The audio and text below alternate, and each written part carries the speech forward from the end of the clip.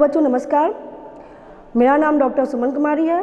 मैं वर्तमान में प्राविधिक शिक्षा विभाग उत्तर प्रदेश के अंतर्गत संचालित पॉलिटेक्निक संस्थाओं में से Mahamaya polytechnic of information technology Chail Kaushambi में व्याख्याता भौतिकी के पद पर कार्यरत हूँ। इसी के क्रम में आज हम चलते हैं कि भौतिकी प्रयोगशाला में वर्नियर कैलिपर्स नामक इंस्ट्रूमेंट का इस्तेमाल कैसे किया जाता है और उसकी सहायता से विभिन्न प्रकार की ऑब्जेक्ट की लेंथ को कैसे मेजर किया जाता है। भौतिकी प्रयोगशाला में जो हमारा वर्नियर कैलिपर्स के लिए उद्देश्य है, ये उद्देश्य है कि वर्नियर कैलिपर्स की सहायता से हम किसी भी ठोस गोले का आयतन जो है वो कैसे ज्ञात कर सकते हैं। इसके लिए हमें क्या चाहिए, इसके लिए जो आवश्यक उपकरण है उसके अंतर्गत हमारा क्या होगा, हमें एक वर्नियर कैलिपर्स चाहिए और एक ठोस गोला चाहिए, क्योंकि हमारा ऑब्जेक्ट क्या है, हमें एक ठोस गोले का आयतन निकालना है। ओके, तो इसी के क्रम में हम आपको दिखा देंगे कैलिपर्स होता क्या है। ये देखिए, ये है वर्नियर कैलिपर्स। ये वर्नियर कैलिपर्स का पिक्चर है, जिसमें कि जब ये ओरिजिनल है, ये ओरिजिनल है, देखिए जस्ट लाइक दिस। इसमें ये जो इसके जबड़े होते हैं ये ओपन हैं, खुले हुए हैं। इस समय क्या है, वर्तमान में वर्नियर के दोनों जबड़े देखिए आपस में सटे हुए हैं। इनको दूर कैसे करते हैं, इनको दूर करने के लिए इसको प्रेस करके थोड़ा सा ऐसे स्लाइड करते हैं। तो वर्नियर की ये स्केल मेन स्केल कहलाती है और ये स्केल वर्नियर स्केल कहलाती है, जिसके ऊपर इस तरह के छोटे छोटे 10 खाने होते हैं। ये मेन स्केल होता है, इसके नीचे ये सेंटीमीटर खाने हैं और इसके ऊपर ये जो होता है इंचेस में खाने होते हैं। तो हमें ऑब्जेक्ट की लंबाई जिस भी टर्म्स में निकालनी होती है सेंटीमीटर में, तो हम यहाँ पे गोले को फंसाते हैं। ये ऊपरी जबड़ा होता है, इसे भी किसी भी ट्यूब, बॉटल आदि का जो गोला होता है उसका इनर डायमीटर निकालने के लिए यूज किया जाता है। इसको बोतल के मुंह के अंदर फंसा देते हैं, तो मुंह के अंदर का किसी बॉटल का या किसी बेलन का इनर डायमीटर कितना है वो इससे निकल आता है। ओके, चलिए अब इसका पूरा डिटेल देख लें कि अभी तक तो आप लोग जब मीटर स्केल पढ़ते थे तो मीटर स्केल का अल्पतमांक क्या होता था, यहाँ से लेके सबसे छोटा खाना जो नाम है 1 mm है। 1 mm की लंबाई जो होती थी वो किसी भी मीटर पैमाने के लिए सबसे सूक्ष्मतम माप होती है जो कि मापा जा सकता है। लेकिन यहाँ पे क्या है, वर्नियर स्केल में ये 10 खाने भी दिए हुए हैं और हमारे पास ये है मेन स्केल। ठीक है, तो सबसे पहले आइए जान लेते हैं कि अल्पतमांक क्या चीज़ होता है, क्योंकि बिना अल्पतमांक जाने हम वर्नियर कैलिपर्स को इस्तेमाल नहीं कर सकते हैं। किसी भी यंत्र के द्वारा मापी गई सूक्ष्मतम माप को उस यंत्र का अल्पतमांक कहा जाता है। ठीक, अब वर्नियर कैलिपर्स का अल्पतमांक कैसे निकालेंगे। ओके, ये फॉर्मूला क्या कहता है कि दिए गए वर्नियर कैलिपर्स का अल्पतमांक बराबर मुख्य पैमाने के एक भाग का मान बटे वर्नियर पैमाने पर अंकित कुल भागों की संख्या। मुख्य पैमाना क्या है, ये है। वर्नियर पैमाना क्या है, ये है। तो इसके बिहाफ पे क्या हो जाएगा, मुख्य पैमाने के एक भाग का मान मतलब 1 mm या 0.1 सेंटीमीटर और वर्नियर पे अंकित भागों की संख्या 10। ओके, तो इस प्रकार से हम ऑब्जर्वेशन में इसको लिखेंगे 0.1 सेंटीमीटर। ओके, वर्नियर पर बने भागों की संख्या कितनी हो गई, ये आपका हो जाता है 10। इस प्रकार वर्नियर कैलिपर्स का अल्पतमांक कैसे निकलेगा, x/n। x की वैल्यू हो गई 0.1 और नीचे हो गया आपका 10, तो कितना निकल के आएगा बच्चों, ये आएगा 0.01 सेंटीमीटर। अगर मिलीमीटर में निकालना चाहेंगे तो कितना आएगा, मिलीमीटर में आएगा। मिलीमीटर के लिए आप यहाँ पे क्या लिखेंगे, 1 mm। 10 खाने हैं तो उस केस में आपका हो जाएगा 1/10 मीन्स मिलीमीटर में आएगा 0.1 mm। ओके, चलिए बच्चों अब देखते हैं कि वर्नियर कैलिपर्स से अब मेजरमेंट करने के लिए ऑब्जेक्ट को कैसे फंसाना है और कैसे काम करना है। तो इसके लिए क्या करना होगा, सबसे पहले हम देखते हैं कि वर्नियर स्केल का 0 मतलब वर्नियर स्केल की पहली लाइन और मुख्य पैमाने की 0 लाइन, ये दोनों आपस में एकदम सीध में होनी चाहिए। अगर नहीं होता ऐसे, अगर ये आपका वर्नियर का 0 लाइन मेन स्केल की जीरो लाइन के राइट साइड में होता है तो पॉजिटिव एरर होता है, और जब लेफ्ट साइड में होता है तो निगेटिव एरर होता है।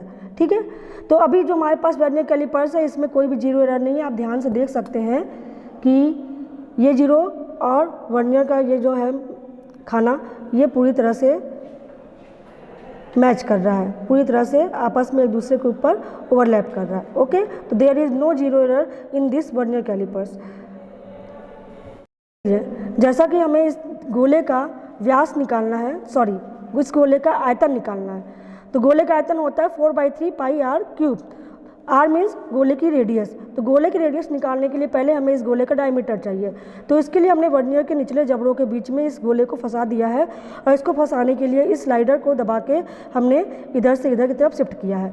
तो अब हमारा क्या काम होता है, हमारा काम है सबसे पहले ये देखना कि वर्नियर का जो जीरो वाला लाइन है ये मुख्य पैमाने से के किस खाने से को जस्ट क्रॉस किया है। तो आप देख सकते हैं कि इस समय ये 1 है, ये 1.5 है, 1.6, 1.7 और 1.8। तो वर्नियर के जीरो वाले लाइन ने 1.8 खाने को क्रॉस किया है। तो हम अपने ऑब्जर्वेशन टेबल में क्या फिल करेंगे, मुख्य पैमाने के पाठ्यांक की जगह 1.8 लिखेंगे। अब चलते हैं ऑब्जर्वेशन टेबल की तरफ। तो ये है हमारी ऑब्जर्वेशन टेबल जिसमें हमें सबसे पहले लिखना है मुख्य पैमाने का पाठ्यांक। तो जैसा कि आपको बताया था कि ये जो खाना है जीरो वाला लाइन जो है 1.8 को क्रॉस कर रहा है, तो यहाँ पे हम लिखेंगे 1.8। ओके, ये सेंटीमीटर में है इसलिए हमें ये 1.8 सेंटीमीटर है। अगर एमएम में होता है तो हम इसको लिखते हैं 18। ठीक, इसके बाद हमें क्या देखना है, वर्नियर पैमाने पर मिलने वाला खाना। ये कैसे निकालेंगे, इसको निकालने के लिए ध्यान दीजिए, देखिए वर्नियर को फिर से ध्यान से देखिए। हाँ, अब इसमें हमें ये देखना है कि ये मेन स्केल और वर्नियर स्केल के जो 10 खाने हैं, ये 10 खाने में कौन सी ऐसी लाइन है जो मेन स्केल को पूरी तरह से कोइंसाइड करती है। तो यहाँ पर जैसा कि हम देख पा रहे हैं खाना नंबर 6, 7, 8, देखिए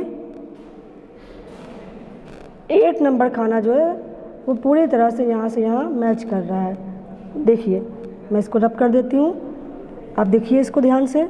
तो इस समय इसमें खाना नंबर जो 8 है, 8वां डिवीज़न, वो पूरी तरह से ऊपर की तरफ ओवरलैप कर रहा है।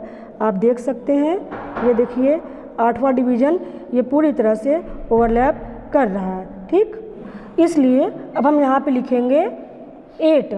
आगे क्या है, वर्नियर पैमाने का पाठ्यांक कैसे निकलेगा, मेन यानी इस नंबर में हम वर्नियर कैलिपर्स का अल्पतमांक का गुणा कर देंगे।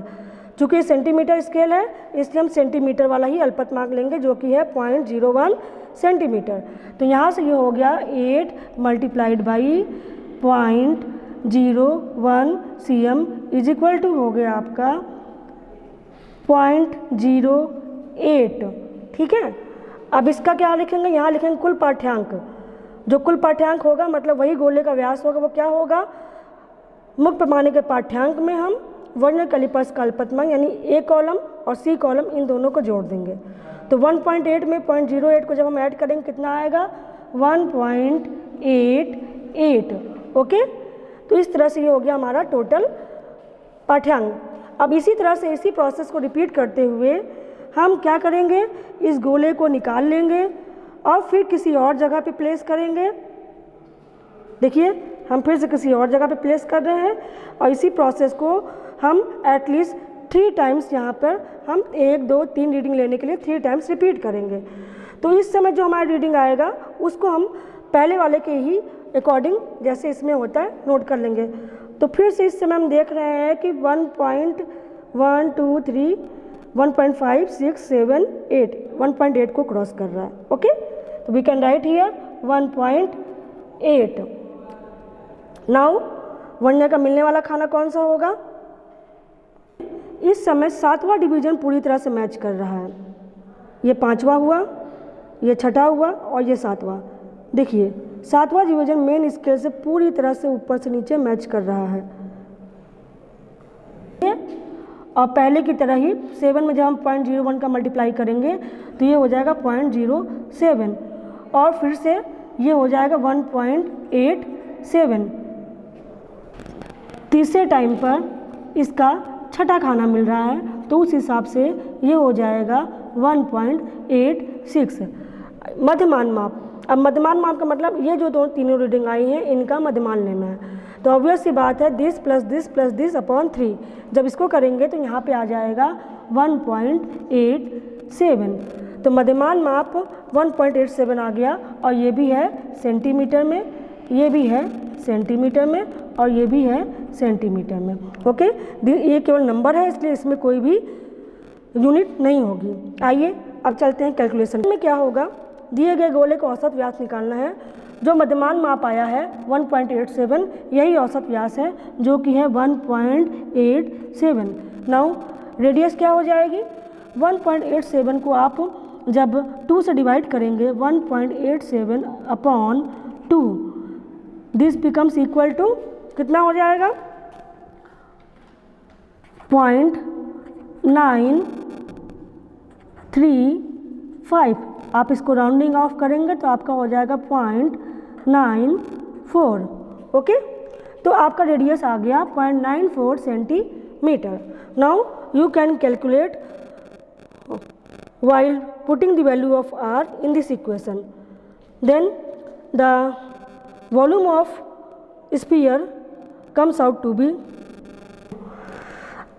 इस प्रकार सारी वैल्यूज़ को पुट करने के बाद जो कैलकुलेशन से आयतन आ रहा है वो आएगा 3.48 सेंटीमीटर क्यूब। तो इस प्रकार हमारा परिणाम आ गया कि दिए गए गोले का आयतन जो हो गया 3.48 सेंटीमीटर क्यूब। अब चलते हैं सावधानियों पर कि ये पूरा एक्सपेरिमेंट करने के दौरान हमें क्या क्या सावधानियां लेनी है। ठीक है, सबसे पहले दिए गए यंत्र की शून्याङ्क त्रुटि ज्ञात करना है।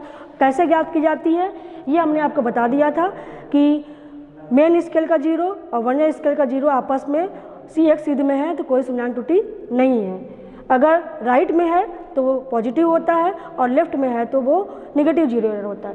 इसके बाद कोई भी पाठ्यांक अगर हमें लेना है तो उस पाठ्यांक को लेने से पूर्व हमें वर्नियर पैमाने के पेज को कसकर टाइट कर देना चाहिए, नहीं तो जो भी ऑब्जेक्ट आप फंसाएंगे वो लूज हो जाएगा और आपके मेजरमेंट में त्रुटियाँ आना 100% संभावित है।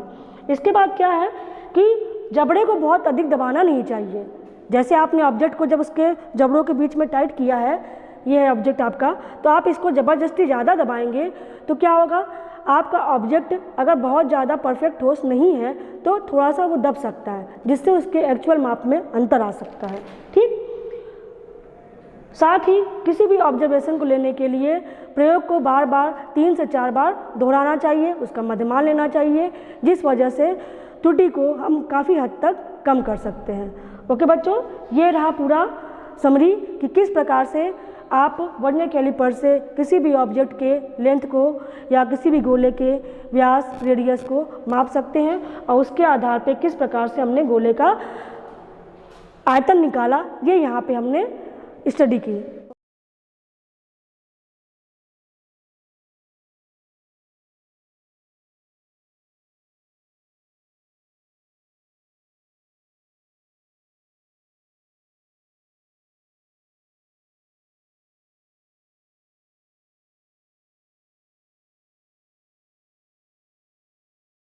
आशा करते हैं कि आपको ये लेक्चर समझ में आया होगा।